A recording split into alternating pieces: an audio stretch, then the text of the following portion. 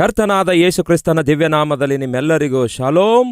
ದಯವಿಟ್ಟು ಎಲ್ಲರೂ ಸತ್ಯವೇದ ತೆರೆಯಿರಿ. ಇಬ್ರಿಯರಿಗೆ ಬರೆದ ಪತ್ರಿಕೆ 12ನೇ ಅಧ್ಯಾಯ ವಚನ 5 ಓದಿಕೊಳ್ಳೋಣ.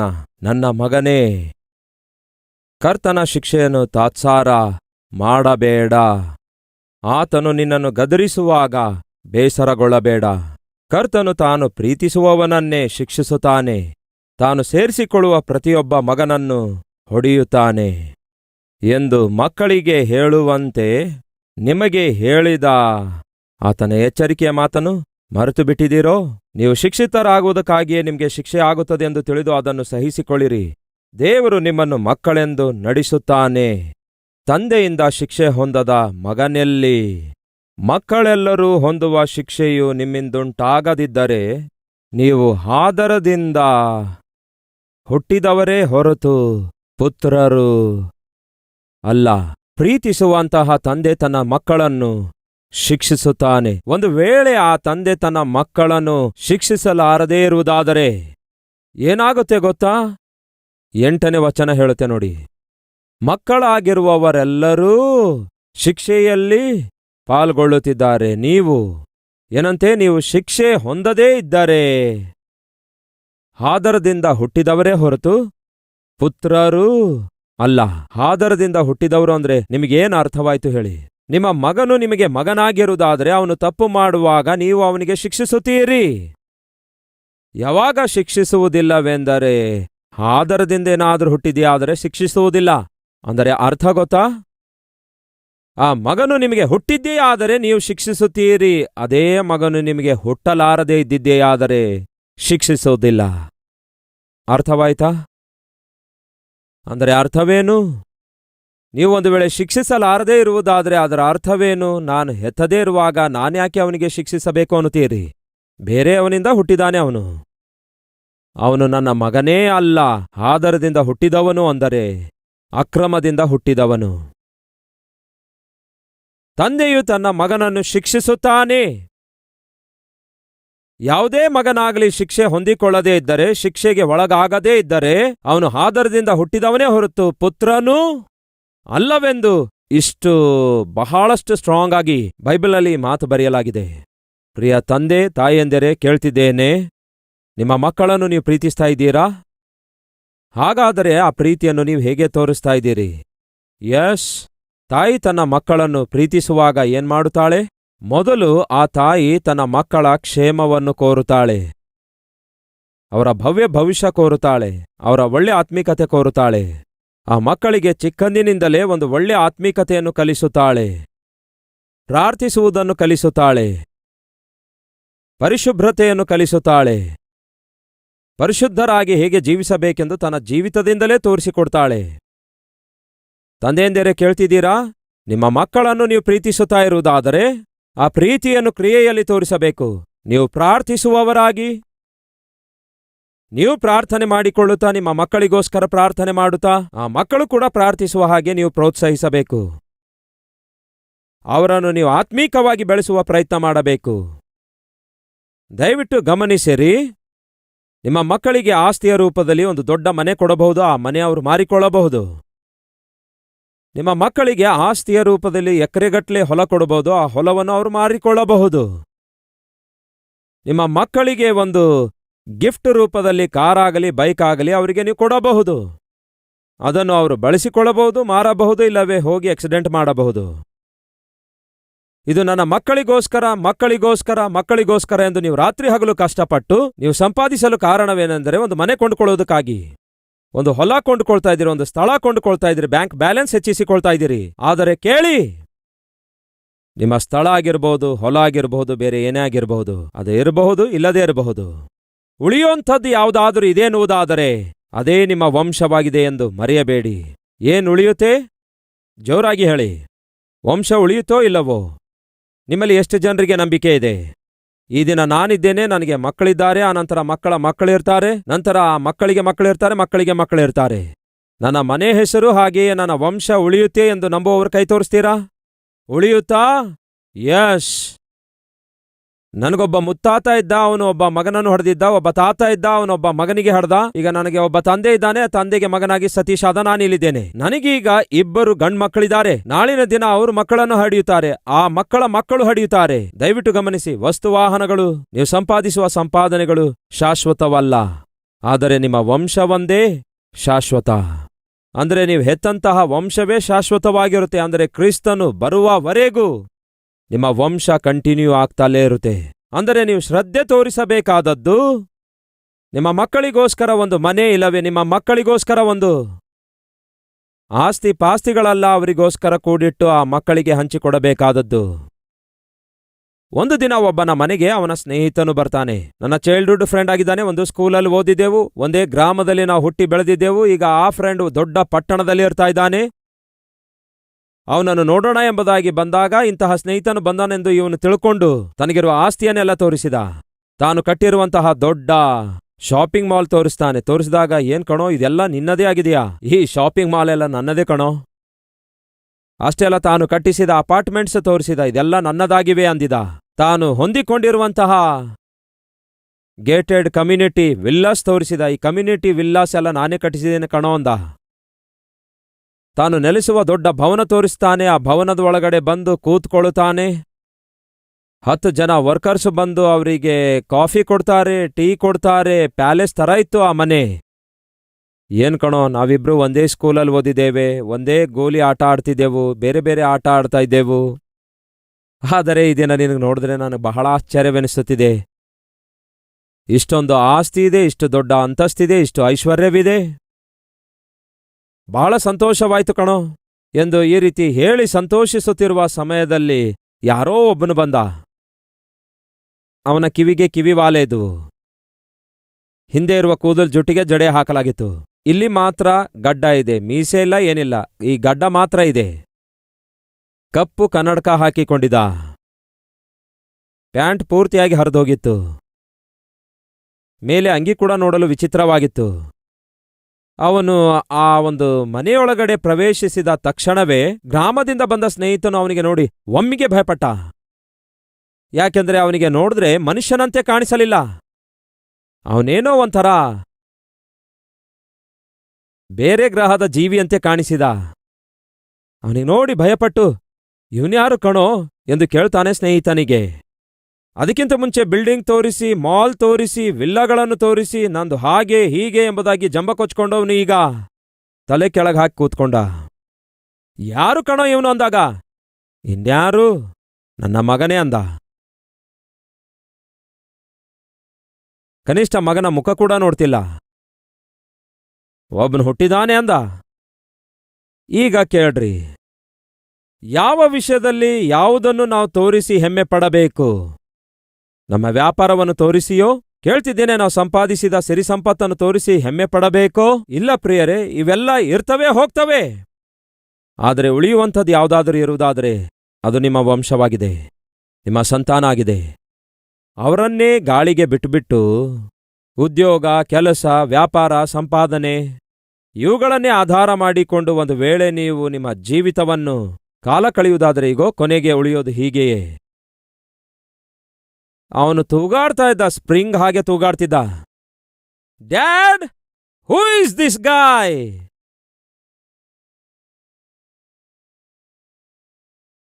ಅವನ ಬಾಯಿಂದ ಸರಿಯಾಗಿ ಅಪ್ಪ ಎಂಬ ಪದ ಬರ್ತಿಲ್ಲ. ಅಪ್ಪನಿಗೆ ರೀ ಅಂತ ಮಾತಾಡ್ತಾ ಇಲ್ಲ. ಬಂದ ಸ್ನೇಹಿತನು ವಯಸ್ಸಲ್ಲಿ ಬಹಳ ದೊಡ್ಡವನು.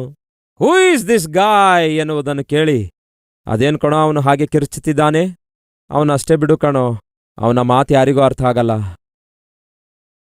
ಇಂತಹ ಮಕ್ಕಳು ಹೊಂದಿಕೊಂಡಿರಬೇಕೆಂದು ಬಯಸುತ್ತಾ ಇದ್ದೀರಾ? ಕೇಳ್ತಿದ್ದೇನೆ ಪ್ರಿಯ ತಂದೆ ತಾಯಿಗಳೇ, ಬೈಬಲ್ನಲ್ಲಿ ಒಂದು ವಚನ ಹೀಗೆ ಹೇಳುತ್ತೆ, ಗರ್ಭಫಲವು ಯೆಹೋವನು ಕೊಡುವಂತಹ ಗಿಫ್ಟ್. ಆಸ್ತಿ ಪಾಸ್ತಿಗಳಲ್ಲ ದೇವರು ಕೊಡುವ ಗಿಫ್ಟ್. ಸಿರಿ ಸಂಪತ್ತುಗಳಲ್ಲ ದೇವರು ಕೊಡುವ ಗಿಫ್ಟ್. ನೀವು ನಿಮ್ಮ ಹೆಂಡತಿ, ಅಂದರೆ ನೀವು ನಿಮ್ಮ ಸಂಗಾತಿ ಒಂದುಗೂಡಿಸಲ್ಪಟ್ಟು ವಿವಾಹ ಮಾಡಿಕೊಂಡಾಗ ನಿಮ್ಮಿಬ್ಬರನ್ನು ನೋಡಿ ದೇವರು ಸಂತೋಷಿಸಿ ಇವರಿಗೊಂದು ಗಿಫ್ಟ್ ಕೊಟ್ರೆ ಚೆನ್ನಾಗಿರುತ್ತೆ ಅಂದ್ಕೊಂಡ್ರು. ಇವರು ದಂಪತಿಗಳಾಗಿ ಕುಟುಂಬ ವ್ಯವಸ್ಥೆ ಆರಂಭಿಸಿದ್ದಾರೆ, ಇವರಿಗೊಂದು ಗಿಫ್ಟ್ ಕೊಟ್ರೆ ಚೆನ್ನಾಗಿರುತ್ತೆ ಅಂದ್ಕೊಂಡ್ರು. ಏನ್ ಕೊಟ್ರೆ ಚೆನ್ನಾಗಿರುತ್ತೆ ಎಂದು ದೇವರು ಆಲೋಚಿಸಿ ಇವರಿಗೆ ಸಂತಾನ ಎಂಬ ಗಿಫ್ಟ್ ಕೊಡ್ತೇನೆ, ಒಬ್ಬ ಮಗನನ್ನು ಗಿಫ್ಟ್ ಆಗಿ ಕೊಡ್ತೇನೆ, ಒಬ್ಬ ಮಗಳನ್ನು ಗಿಫ್ಟ್ ಆಗಿ ಕೊಡ್ತೇನೆ ಎಂದು ಹೀಗೆ ದೇವರು ಎಷ್ಟೋ ಪ್ರೀತಿ ಮಾಡಿ ನಿಮಗೆ ಆ ಮಗನನ್ನು ಕೊಟ್ಟಿದ್ದಾರೆ, ಆ ಮಗಳನ್ನು ಕೊಟ್ಟಿದ್ದಾರೆ. ದೇವರು ಎಷ್ಟೋ ಪ್ರೀತಿಯಿಂದ ದೇವರು ತನ್ನ ಮನಪೂರ್ವಕವಾಗಿ ಕೊಡಬೇಕೆಂದಿರುವ ಗಿಫ್ಟ್ ಯಾವುದಾದ್ರೂ ಇರುವುದಾದ್ರೆ ಅದು ಗರ್ಭಫಲ ಆಗಿದೆ. ದೇವರು ನಿಮಗೆ ಕೊಟ್ಟಿರುವಂತಹ ಆ ಗಿಫ್ಟ್ ಅನ್ನು, ದೇವರು ನಿಮಗೆ ಕೊಟ್ಟಿರುವಂತಹ ಆ ಸುಂದರವಾದ ಮಗನನ್ನು, ಮಗಳನ್ನು ಏನ್ ಮಾಡ್ತಿದ್ದೀರಿ ನೀವು? ದೇವರು ನಿಮಗೆ ಕೊಟ್ಟಂತಹ ಮಕ್ಕಳು, ದೇವರು ನಿಮಗೆ ಕೊಟ್ಟಂತಹ ಬಹುಮಾನ ಆಗಿದ್ದಾರೆ.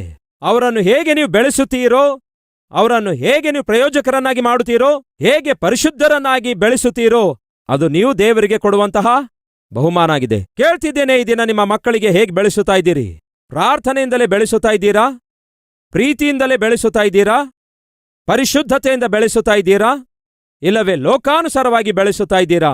ನಿಮ್ಮ ಮಕ್ಕಳನ್ನು ಪ್ರೀತಿಸುತ್ತಾ ಇರುವುದಾದರೆ ಮೊದಲನೇದಾಗಿ ನೀವು ಆತ್ಮಿಕರಾಗಿ ಜೀವಿಸಬೇಕು. ನಿಜವಾಗ್ಲೂ ನೀವು ನಿಮ್ಮ ಮಕ್ಕಳನ್ನು ಪ್ರೀತಿಸುತ್ತಿರುವುದಾದರೆ ನೀವು ಪರಿಶುದ್ಧರಾಗಿ ಜೀವಿಸಬೇಕು. ನಿಜವಾಗಲೂ ನಿಮ್ಮ ಮಕ್ಕಳನ್ನು ಪ್ರೀತಿಸುತ್ತಾ ಇರುವುದಾದರೆ ನೀವು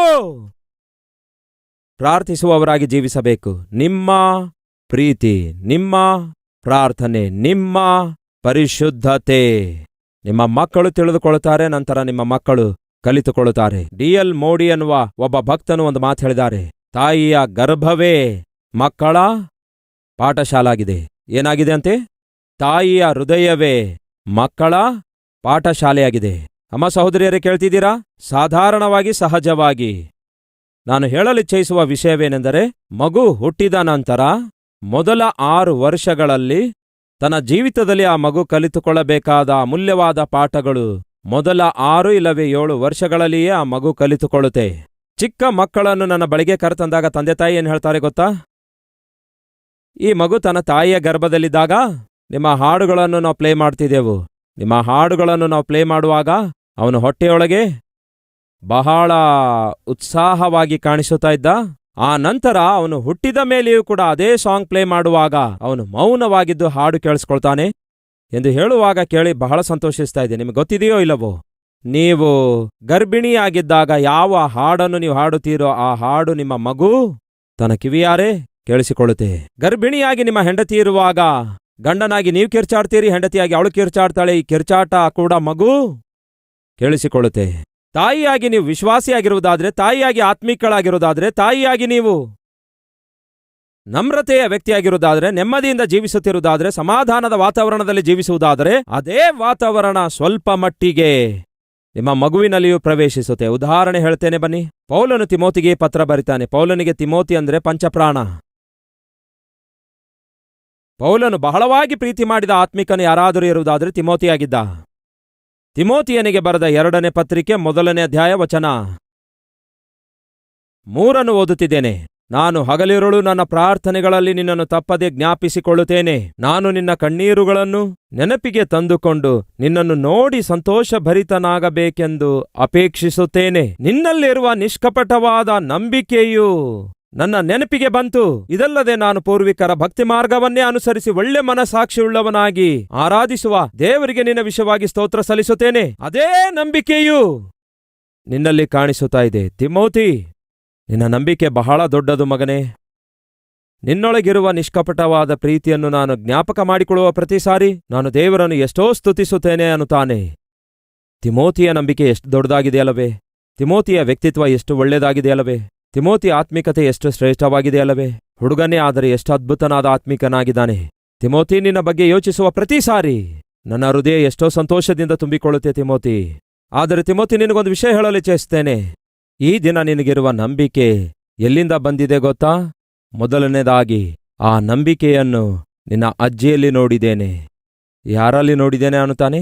ನಿನ್ನ ಅಜ್ಜಿಯಲ್ಲಿ ನೋಡಿದ್ದೇನೆ ಅನ್ನುತ್ತಾನೆ. ಅದೇ ನಂಬಿಕೆಯನ್ನು ಆ ನಂತರ ನಿನ್ನ ತಾಯಿಯಲ್ಲಿ ನೋಡಿದ್ದೇನೆ. ಅದೇ ನಂಬಿಕೆಯನ್ನು ಈಗ ನಾನು ನಿನ್ನಲ್ಲಿ ನೋಡ್ತಿದ್ದೇನೆ ಅನ್ನುತ್ತಾನೆ. ನೋಡೋಣ ಬನ್ನಿ. ಅದೇ ನಂಬಿಕೆಯು, ನಿಷ್ಕಪಟವಾದ ನಂಬಿಕೆಯು ಮೊದಲು ನಿನ್ನ ಅಜ್ಜಿಯಾದ ಲೋವಿಯಲ್ಲಿಯೂ ನಿನ್ನ ತಾಯಿಯಾದ ಯುನೇಕೆಯಲ್ಲಿಯೂ ವಾಸವಾಗಿತ್ತು, ಹಾಗೆಯೇ ನಿನ್ನಲ್ಲಿಯೂ. ವಾಸವಾಗಿದೆ ಎಂದು ನಾನು ದೃಢವಾಗಿ ನಂಬಿದ್ದೇನೆ. ತಾಯಂದಿರೇ ಕೇಳ್ತಿದ್ದೀರಾ? ತಂದೆಯಂದಿರೇ ಕೇಳ್ತಾ ಇದ್ದೀರಾ?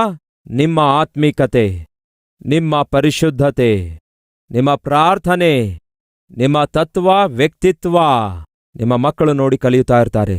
ನಮ್ಮ ಮಗ ಒಂದು ಮಾತು ಕೂಡ ಸತ್ಯ ಆಡಲ್ಲ ಅನ್ನುವುದಾದರೆ ಹೇಗೆ ಹೇಳ್ತಾನೆ? ನೀವು ಬಾಯಿ ತೆರೆದ್ರೆ ಸುಳ್ಳಾಡ್ತೀರಲ್ಲವೋ? ನಮ್ಮ ಮಗ ಬಾಯಿ ತೆರೆದ್ರೆ ಸಾಕು ಹೊಲ್ಸೊಲ್ಸು ಬೈಯುತ್ತಾನೆ ಅನ್ನುವುದಾದರೆ ನೀವೇ ಮನೆಯಲ್ಲಿ ಹೊಲ್ಸೊಲ್ಸು ಬೈದಾಡಿಕೊಳ್ತೀರಲ್ಲವೇ? ನಮ್ಮ ಮಗನಿಗೆ ಗದರಿಸುವ ಪ್ರಯತ್ನ ಮಾಡಿದ್ರೆ ತಿರುಗಿ ಮೇಲಕ್ಕೆ ಬರ್ತಾನ ಅನ್ನುವುದಾದರೆ ನೀವು ಮನೆಯಲ್ಲಿ ಅದನ್ನೇ ಮಾಡ್ತಿರಲ್ಲವೇ? ಒಬ್ಬರ ಮೇಲೆ ಒಬ್ಬರು ತಿರುಗಿ ಬೀಳ್ತೀರಲ್ಲವೇ? ಕೇಳ್ತಿದ್ದೀರಾ ಕ್ರೈಸ್ತಿಯ ಸಮಾಜವೇ?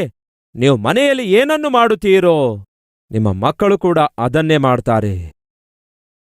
ನಿಮ್ಮ ಮಕ್ಕಳು ಪರಿಶುದ್ಧತೆಯಿಂದಾಗಲಿ, ಪ್ರಾರ್ಥನೆಯಿಂದಾಗಲಿ, ಪ್ರೀತಿಯಿಂದಾಗಲಿ ಅವರು ಬೆಳೆಯಬೇಕಾದರೆ ಮೊದಲು ಅದೆಲ್ಲ ನಿಮ್ಮೊಳಗೇ ಕಾಣಿಸಿಕೊಳ್ಳಬೇಕು. ಮತ್ತೊಮ್ಮೆ ಪ್ರಶ್ನಿಸ್ತಿದ್ದೇನೆ, ನಿಜವಾಗ್ಲೂ ನೀವು ನಿಮ್ಮ ಮಕ್ಕಳನ್ನು ಪ್ರೀತಿಸ್ತಾ ಇದ್ದೀರಾ? ಹಾಗಾದರೆ ಮಕ್ಕಳನ್ನು ಪ್ರೀತಿಸುವುದನ್ನು ನೀವು ಹೇಗೆ ನಿರೂಪಿಸುತ್ತೀರಿ? ನೀವು ನಿಜವಾಗ್ಲೂ ನಿಮ್ಮ ಮಕ್ಕಳನ್ನು ಪ್ರೀತಿಸುತ್ತಿರುವುದಾದರೆ ನೀವು ಮಾಡಬೇಕಾದದ್ದು ಯಾವುದಾದ್ರೂ ಈ ಲೋಕದಲ್ಲಿರುವುದಾದರೆ ಮೊದಲು ನಿಮ್ಮ ಮಕ್ಕಳಿಗೆ ನೀವು ಮಾದರಿಯಾಗಿ ಜೀವಿಸಿರಿ. ತಾಯಂದಿರೇ ಕೇಳ್ತಾ ಇದ್ದೀರಾ?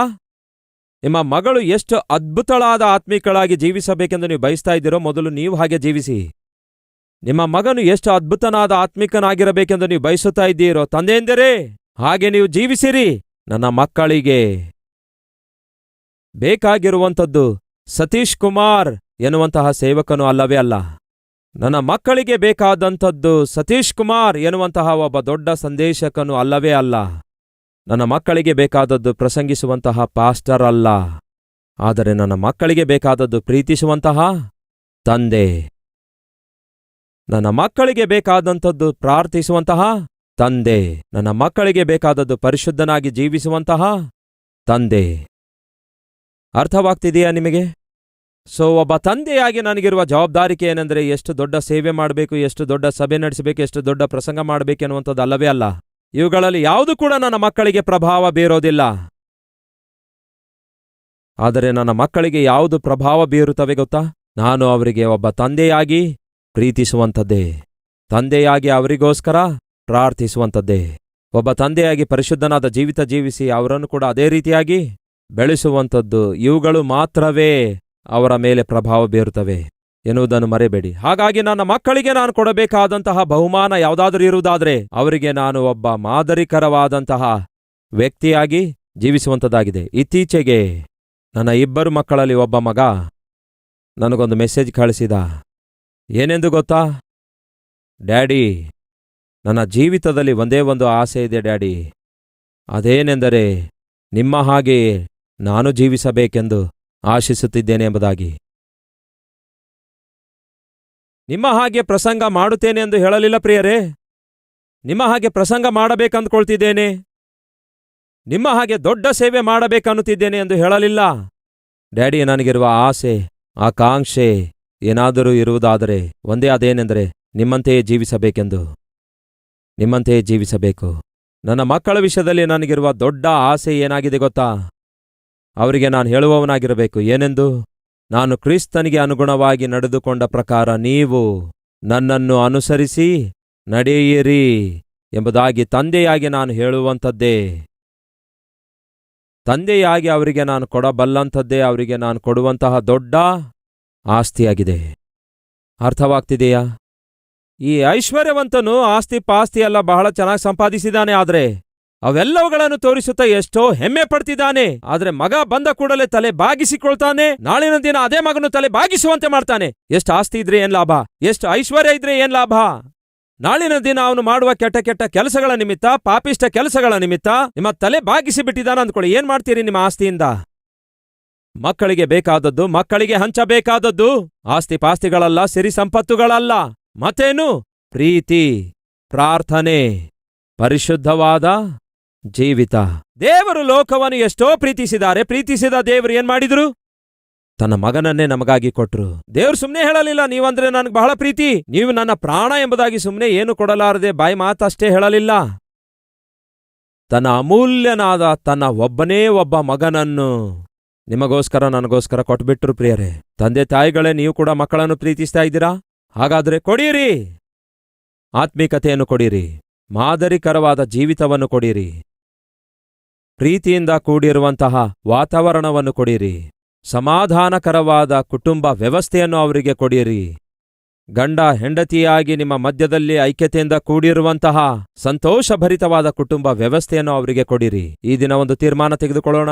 ಆತ್ಮಿಕರನ್ನಾಗಿ ಮಕ್ಕಳನ್ನು ಬೆಳೆಸುವ ಪ್ರಯತ್ನ ಮಾಡೋಣ.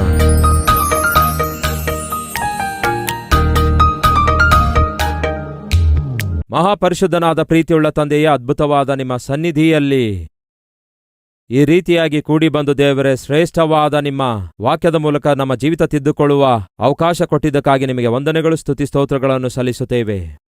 ಕುಟುಂಬವಾಗಿ ನಮ್ಮ ಮಕ್ಕಳನ್ನು ಯಾವ ರೀತಿಯಾಗಿ ಪ್ರೀತಿಯಿಂದ, ಪ್ರಾರ್ಥನೆಯಿಂದ, ಪರಿಶುದ್ಧತೆಯಿಂದ ಬೆಳೆಸಬೇಕೆಂದು ಶ್ರೇಷ್ಠವಾದ ಸಂದೇಶದಿಂದ ನಮಗೆ ಕಲಿಸಿದ್ದೀರಿ. ದೇವರೇ, ಜೀವನದ ಮೌಲ್ಯಗಳಿಂದ ನಮ್ಮ ಮಕ್ಕಳನ್ನು ಬೆಳೆಸುವ ಶಕ್ತಿ ನಮಗೆ ಅನುಗ್ರಹಿಸಿರೆಂದು ಯೇಸುವಿನ ನಾಮದಲ್ಲಿ ಬೇಡಿ ಹೊಂದಿದ್ದೇವೆ ತಂದೆಯೇ. ಆಮೇನ್.